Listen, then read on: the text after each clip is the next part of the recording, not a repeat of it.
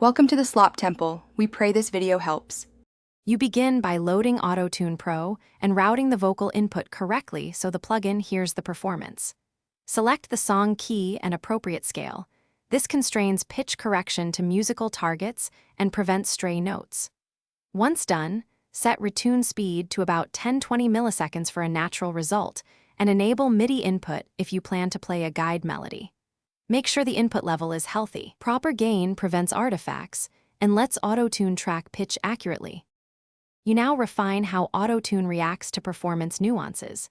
Increase humanize to preserve natural vibrato on sustained notes.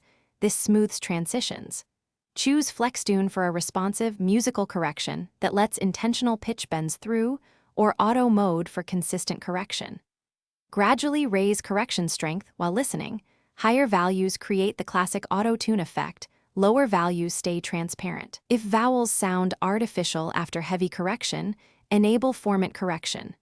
Finally, edit the scale to remove or add. You finish by a /bing the process signal against the dry vocal to confirm choices, toggle bypass, and use track preview for quick checks.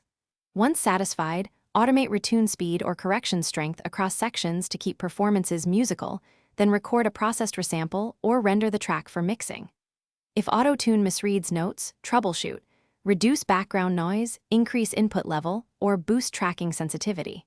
When automatic fixes fail, open the pitch graph and make manual note adjustments.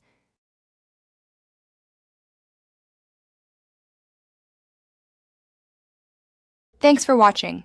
Consider subscribing if we helped you.